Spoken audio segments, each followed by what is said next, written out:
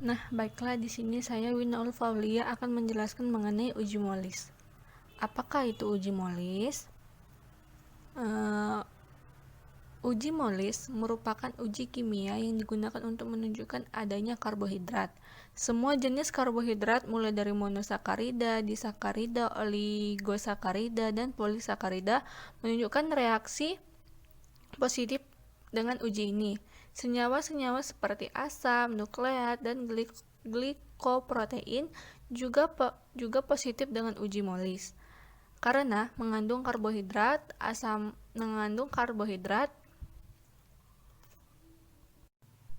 Nah, biasanya asam sulfat akan mengdehidrasi karbohidrat, membentuk furfural alfa-naftanol, bereaksi dengan furfural membentuk senyawa berwarna ungu. Reaksi positif ditunjukkan dengan munculnya warna ungu pada batas kedua cairan. Nah, selanjutnya sebelum melakukan uji molis, kita harus menyiapkan alat dan bahan. Nah, apa saja alat dan bahannya?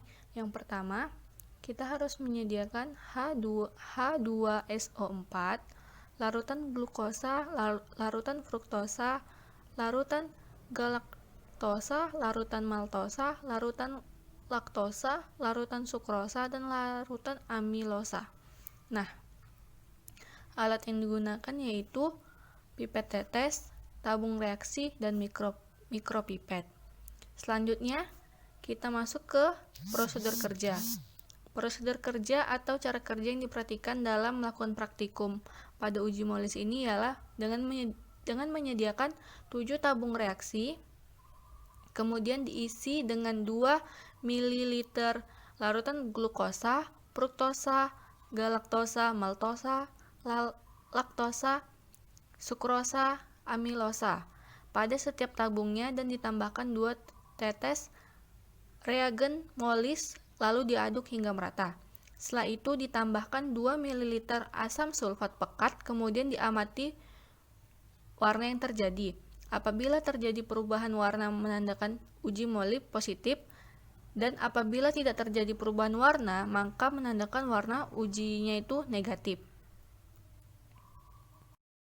Selanjutnya di sini saya akan membahas mengenai hasil dan pembahasannya. Nah, pada tabel di atas hasil pengamatan yaitu yang pertama, bahan makanannya glukosa.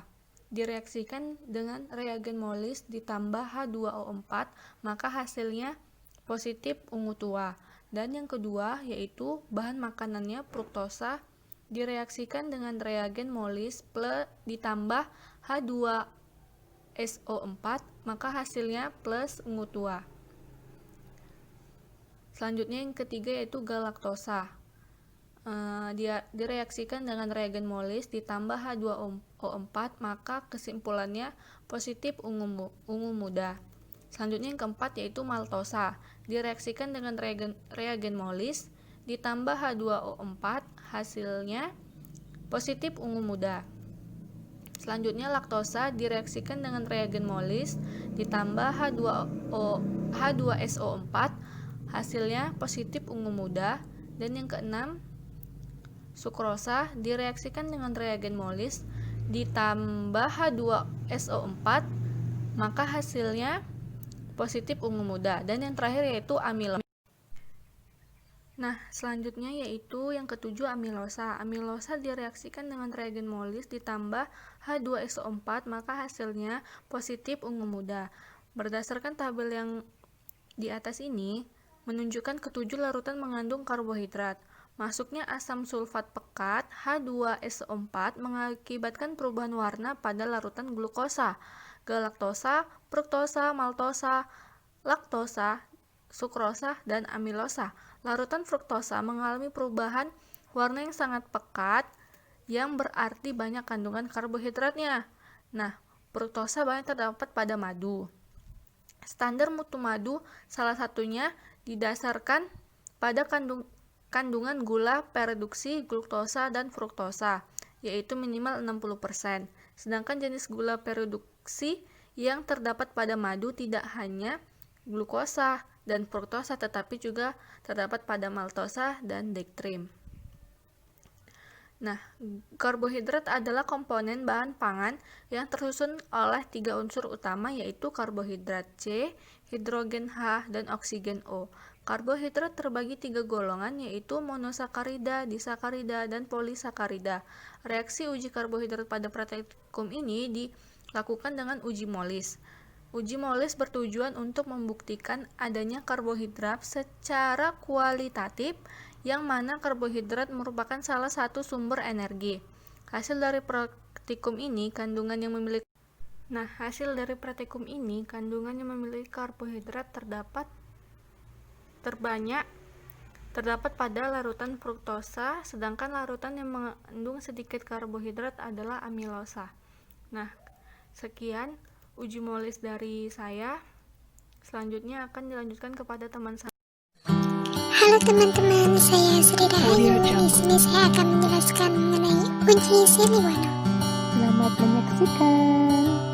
Nah, baik teman-teman, jadi uji Siliwano ini ditemukan oleh seseorang yang bernama Theodore Siliwano pada tahun 1887.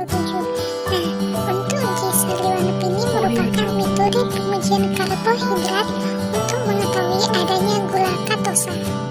Nah, berikut reaksi dari uji Siliwano. Nah, dari reaksi uji Siliwano ini terjadi di mana HCl mendehidrasi gula ketosa membentuk perforal, kemudian perforal bereaksi dengan resorsinol yang membentuk senyawa berwarna merah. Berikut contoh percobaan dari uji Siliwano. Alat dan bahannya sebagai berikut.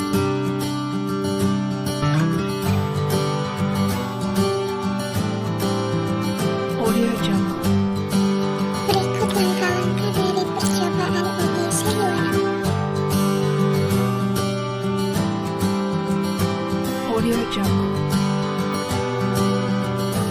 Nah, adapun hasil dari percobaan ini yaitu sebagai berikut.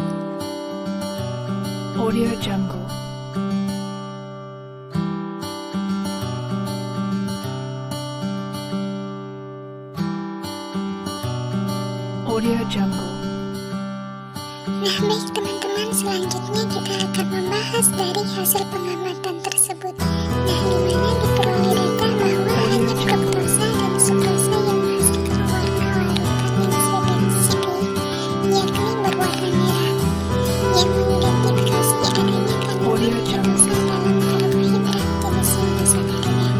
Nah, kemudian HCl yang terkandung dalam reaksi Siliwano ini mendehidrasi fruktosa yang menghasilkan hidroksid furfural, sehingga furfural mengalami kondensasi setelah penambahan resorsinol.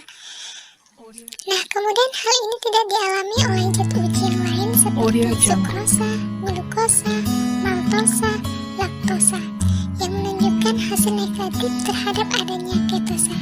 Nah, akan tetapi teman-teman, sukrosa apabila dipanaskan terlalu lama dapat menunjukkan hasil yang positif terhadap reaksi Siliwano. Nah, hal ini terjadi karena adanya pemanasan yang berlebihan yang menyebabkan sukrosa terhidrolisis yang menghasilkan fruktosa dan glukosa, sehingga fruktosa inilah yang nantinya akan bereaksi dengan reaksi Siliwano yang menghasilkan larutan berwarna merah. Nah, mungkin itu penjelasan mengenai uji Siliwano. Assalamualaikum warahmatullahi wabarakatuh. Saya Yuli Parnanda. Saya akan menjelaskan tentang uji Benedict. Uji Benedict atau tes Benedict digunakan untuk menunjukkan adanya monosakarida dan gula produksi. Tembaga sulfat dalam reagen uji Benedict akan bereaksi dengan monosakarida dan gula produksi akan membentuk endapan warna merah bata.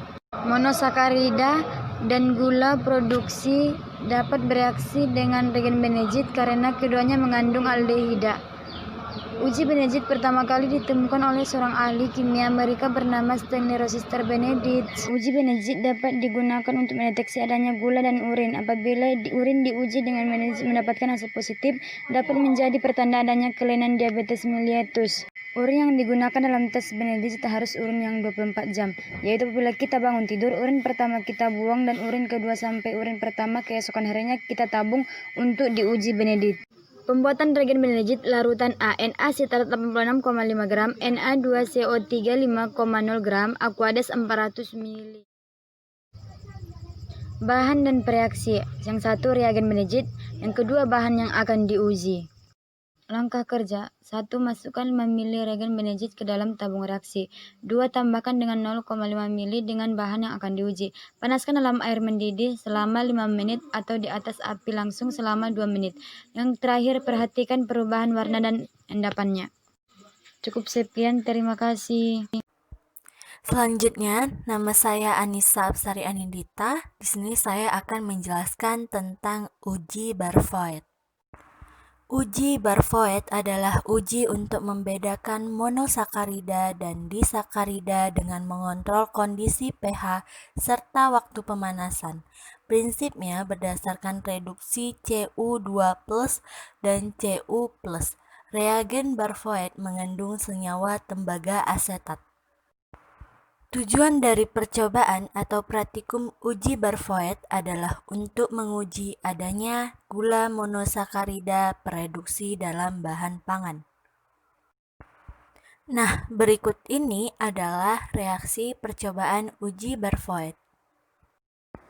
Nah, selanjutnya alat dan bahan yang perlu dipersiapkan untuk melakukan uji Barfoed adalah pipet tetes, tabung reaksi, rak tabung reaksi, gelas kimia, kompor atau waterbed, dan penangas air.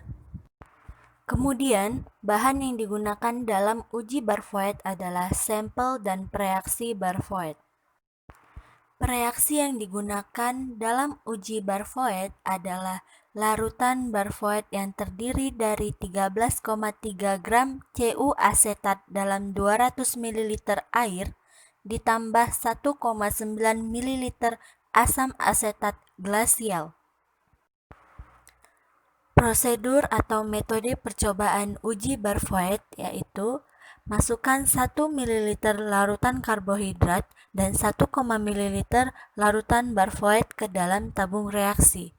Selanjutnya, panaskan selama 15 menit di atas kompor atau waterbed yang sudah ada penangas airnya. Kemudian amati adanya terbentuk endapan merah bata atau tidak. Nah, selanjutnya hasil pengamatan.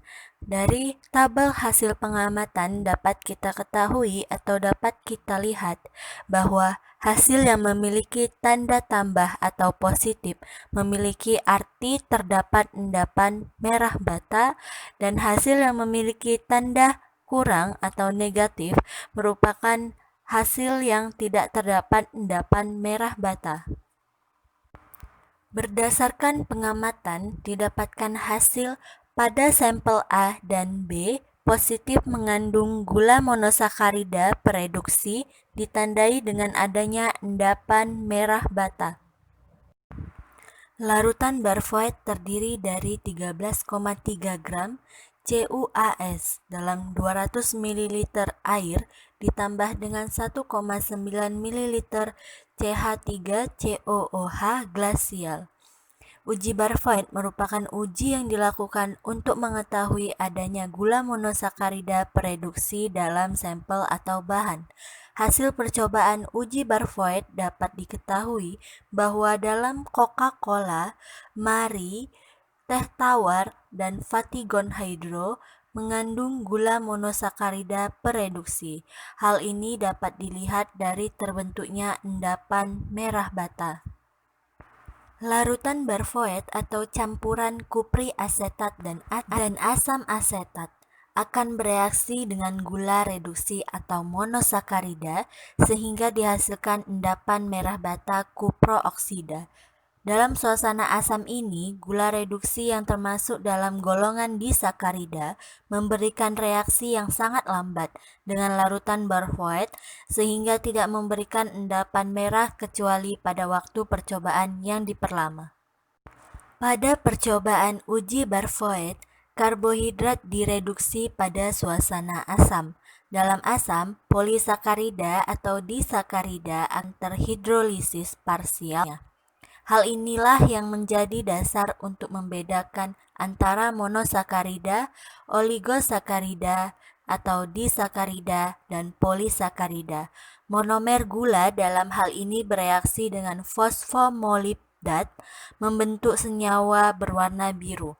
Dibanding dengan monosakarida, polisakarida yang terhidrolisis oleh asam mempunyai kadar monosakarida yang lebih kecil, sehingga intensitas warna biru yang dihasilkan lebih kecil dibanding dengan larutan monosakarida.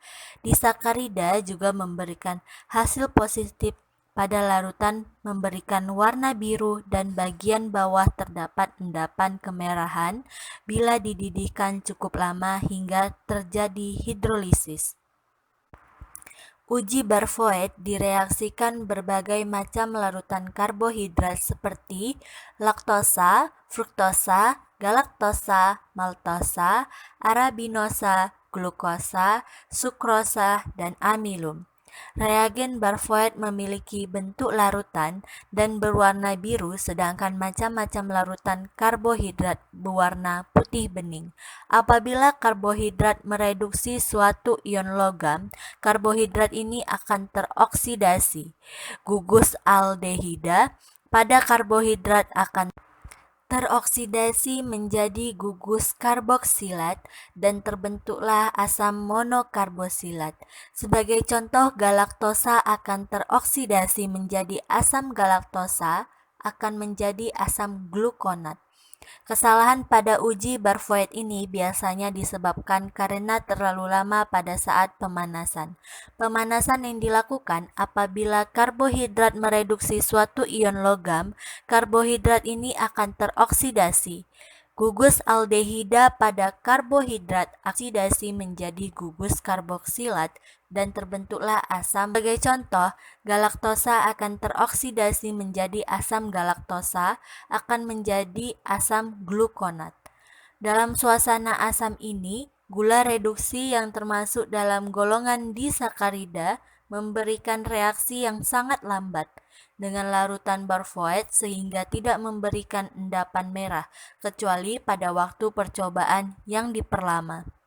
Berdasarkan percobaan atau praktikum yang telah dilakukan untuk mengetahui kadar karbohidrat dalam bahan pangan melalui uji Barfoed, dapat disimpulkan bahwa sampel A dan sampel B positif mengandung monosakarida. Dapat terlihat dari indikator positif yang terbentuk endapan merah bata dapat dilihat dari gambar di atas. Sekian penjelasan dari saya tentang uji Barfoed.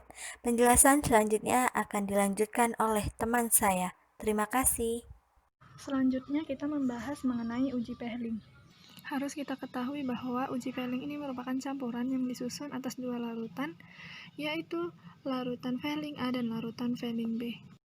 Nah, ini merupakan gambar dari larutan Pehling A dan larutan Pehling B, yang mana larutan A berisi kuprisulfat dan larutan Pehling B itu berisi natrium hidroksida dan natrium tetrat. Dapat kita lihat dari reaksi uji Pehling tersebut mendapatkan hasil bahwa reaksi tersebut menunjukkan bahwa glukosa merupakan gula yang dapat mereduksi larutan Pehling dan sebagai karbohidrat reduksi, yang mana reaksi Pehling tersebut ditambah dengan karbohidrat kemudian dipanaskan, maka terbentuklah endapan merah bata pada hasil akhir. Nah, kemudian kita dapat melakukan percobaan uji Pehling ini dengan menyiapkan 5 tabung reaksi yang berisi gluktosa, fruktosa, laktosa, sukrosa, dan pati. Nah, kemudian kita masukkan ataupun kita campurkan larutan Pehling A dan larutan Pehling B sebanyak 1 mili. Kemudian kita panaskan dengan hati-hati, barulah kita lihat perubahan apa yang terjadi pada reaksi tersebut, bagaimana perubahan warna ataupun ada endapan pada tabung reaksi tersebut.